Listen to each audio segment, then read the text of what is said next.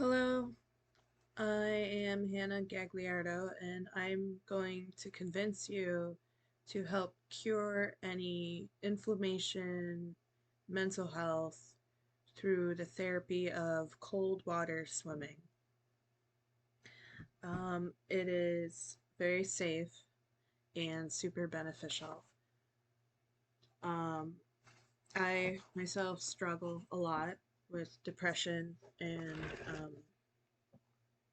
a lot of mental health. And obviously, I have tried many alternatives and different avenues on how to help cope with depression. And I'm not the type of person who really likes to go through medication, and anything I can do through nature and anything natural is the way to go for me. Um, Cold water swimming is something I tried, and it definitely helps. I haven't had a chance to do it lately, and I need to because it makes you feel amazing. Um, in an article called The Science of Cold Water Swimming, Mark Harper explains how the more often the body is exposed to cold water, the less intense the body responds to its exposure as life threatening.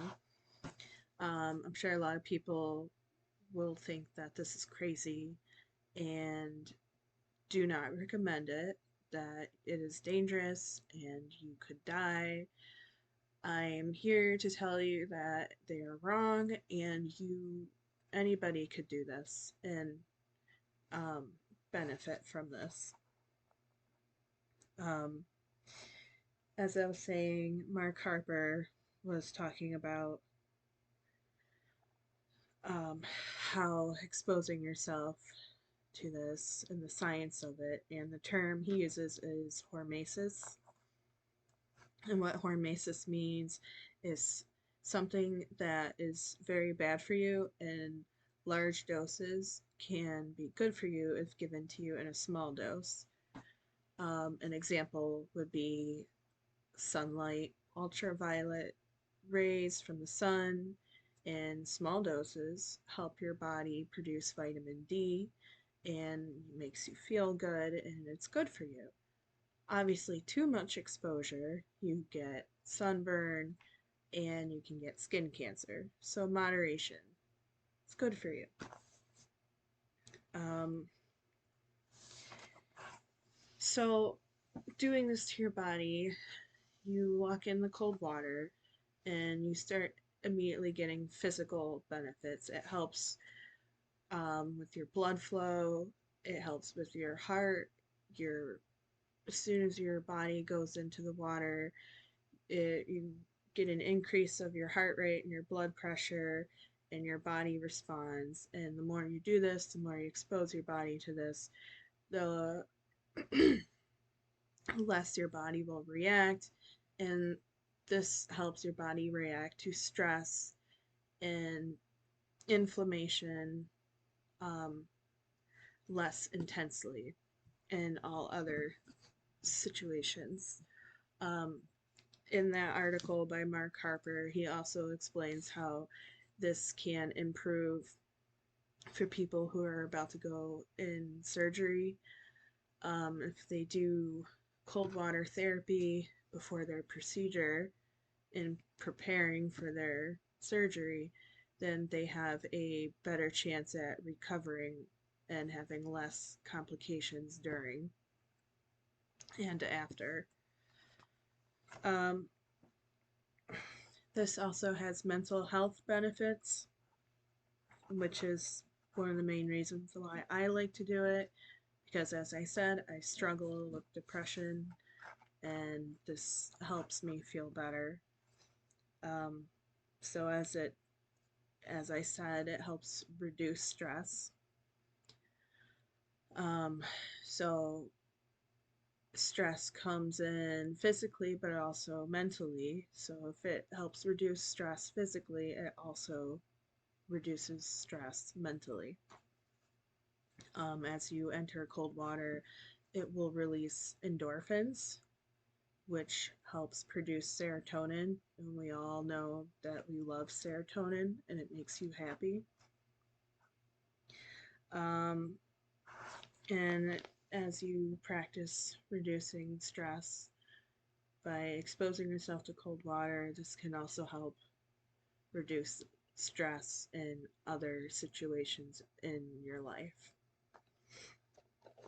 Um, just because I say that it's very good for you and very beneficial does not mean that it doesn't come with risks.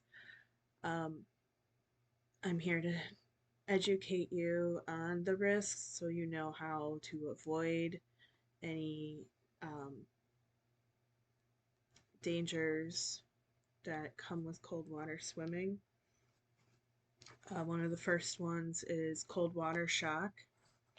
That is your body's immediate response to entering the cold water, and the temperature on your skin rapidly decreases. So the blood flow constricts to keep the core of your body warm, and your heart rate picks up, and your blood pressure picks up, and your breathing gets faster. So it's the initial response. You have this sharp intake of breath as soon as you go in. So to reduce the risk of cold water shock, you just have to go in very slowly and give your body a chance to slow down and get used to it. Um, swim failure is another risk because the body restricts the blood flow to your limbs so it can keep the core temperature regulated. Um, they might not function properly if it gets too extreme, and then um, you start to feel yourself slowing down or struggling to swim. You need to get out. Just get out. Hypothermia, that's a given. That's probably the first one that everybody always assumes. Um, yes, you can develop hypothermia if you're not careful. So if you are a beginner, do do not swim alone. Just start with small, short swims, and that could be just entering, getting up as deep as you can, and then getting out. You can be in for 15 seconds, and then maybe work yourself up to 30 seconds. And then the more you expose yourself, the more you get used to it, and then eventually you could go swimming. Um, Another risk is the after drop.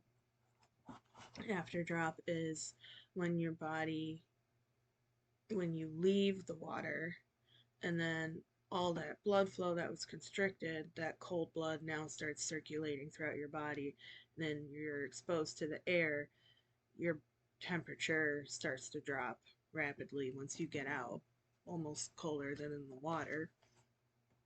So it's important to have a hot drink ready to help warm your body up and to change into dry clothes immediately, like as soon as you get out of the water. Just have a towel, dry off, and change into dry clothes. And sip on that drink, and you should be fine. I did it, and it worked immensely, and I felt really good afterwards. Some gear that you want to invest in. Um, Neoprene is a material that's helped protect the skin so you can do cold water swimming. If you're not quite ready to do skin swimming, you can invest in a wetsuit and just get used to being in the water and figuring out your surroundings. There's a tow float. It's basically something that attaches to you that floats in the water that you can keep your keys or phone or anything with you in case of an emergency. Um, Swim cap, if you're not going to get a wetsuit, it would be smart to invest in something to keep your head warm, to keep any heat from your body leaving through your head. A waterproof watch. So if you're going into deep water and you're getting used to it, you can keep track of the time and how long you've been in there. And make sure you have dry clothes to change into and a thermos to keep your drink hot. Um, and that's all you need to know as far as education on your cold water swimming. I highly encourage anybody who struggles with any sort of mental health to explore that. Don't go alone. That's very dangerous. Um, Find a swim buddy, someone just to come with and be there. It's it helps you feel a lot better. You benefit a lot from it, and um, it's something you will only understand until you experience it yourself. I know a lot of people do cold, like ice baths, which has the same kind of effects. You can try that as well. I prefer to go swimming because you're in nature and being connected to nature is just really what everybody needs. Um, I hope I've convinced you to try this, and good luck.